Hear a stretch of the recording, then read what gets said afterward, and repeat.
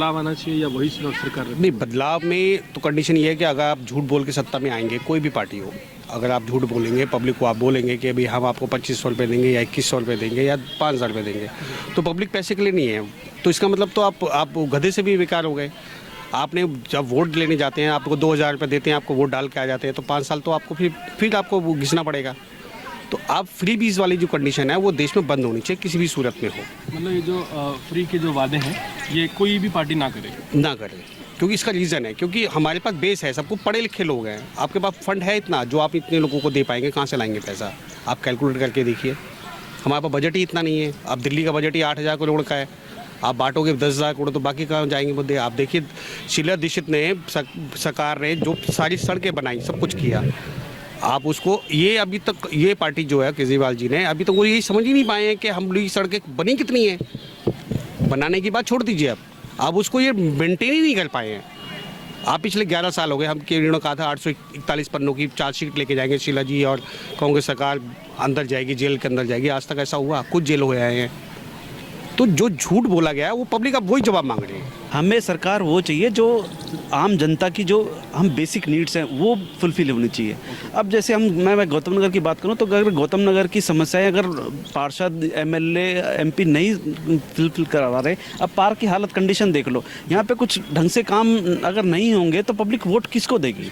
मतलब after all वही बात है कि अगर हम कंक्लूजन निकालें तो पब्लिक तो एक तरह से फंसती हुई नजर आती है। पब्लिक हमेशा फंसती ही रहेगी, क्योंकि इस दुनिया में पब्लिक हर जगह, सिर्फ गौतम नगर की बात नहीं, हर जगह नेता इस चीज़ का फ़ायदा उठाता है कि पब्लिक को नॉलेज होती नहीं है, उनको बजट मालूम होता नहीं है, उनको काम क्या करने हैं उनको ये नहीं मालूम होता है। किसी भी एरिया में जाके देखो कि किसी पार्षद ने क्या ऐसे बोर्ड लगवाए हैं कि जहाँ पे उसकी लिखे हूँ काम की वो पार्षद ये काम करा सकता है, एमएलए ये फंड ये काम एमएलए करा सकता है, ये काम एमपी करा सकता है। कहीं एलोकेशन नहीं होता, ना बजट लिखा होता, ना इवन पार्षद और एमएलए के अगर पब्लिक से बात की जाए तो उन्हें पता ही नहीं होता कितना फंड है उनके पास। क्या वो झूठे वादे कर करके वो काम करा पाएंगे? नहीं। टोटली डिपेंड ऑन यहाँ की जो लोकल पब्लिक है उनके ऊपर है, और ग्राउंड लेवल पे कुछ इन्होंने काम किया है और बाकी कुछ काम पेंडिंग्स रह गए हैं। और आने वाली टाइम में मैं यही उम्मीद करता हूँ कि किसी भी गवर्नमेंट को, नॉट इवन गवर्नमेंट, यहाँ की जो लोकल पब्लिक है फ्रीडम नहीं है उनको। चाहे गवर्नमेंट किसी भी पार्टी की आए, उनको फ्रीडम नहीं है। फ्रीडम होना चाहिए।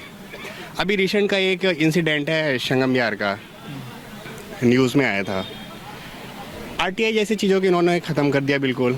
आप आस्किंग नहीं कर सकते किसी भी चीज़ को लेकर के, चाहे वो किसी भी पार्टी का नेता हो, चाहे वो काउंसलर हो, चाहे वो विधायक हो, चाहे वो एमपी हो। चुनाव है ये विधानसभा के, तो विधानसभा के अगर संदर्भ में देखें, what do you think Delhi में किसकी सरकार आनी चाहिए? देखिए, जो ग्राउंड लेवल पे अगर काम देखा जाए तो आम आदमी पार्टी की गवर्नमेंट आनी चाहिए। देखिए सर, आजकल महंगाई इतनी ज़्यादा हो रही है कि पब्लिक तो चाहती है जहाँ से बेनिफिट मिले, हिसाब किताब बाकी किसने देख रहे हैं। इंफ्रास्ट्रक्चर क्या हो रहा है, सड़कें बन रही हैं नहीं बन रही हैं, गड्ढे हो रहे हैं, पानी आ रहा है, कौन देख रहा है?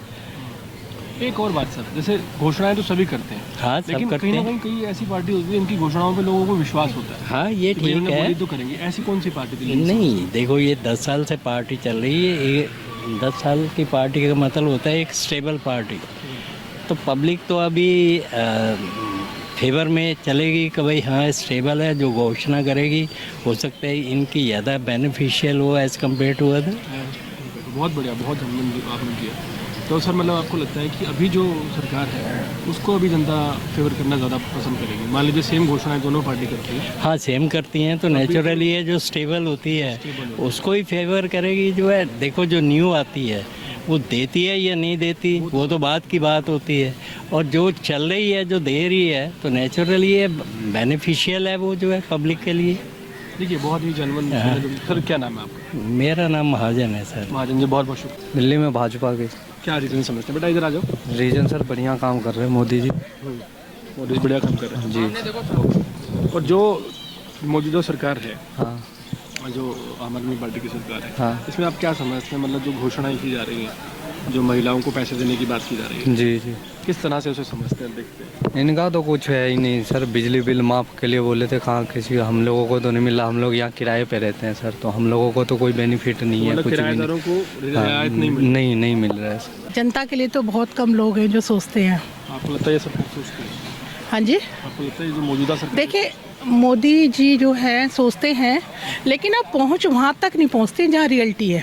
बात ये है, वहाँ तक जैसे किसी को भी प्रॉब्लम है, मुझको या किसी को भी हो, मोदी जी तक पहुँचने का जरिया बहुत मुश्किल हो गया है ना।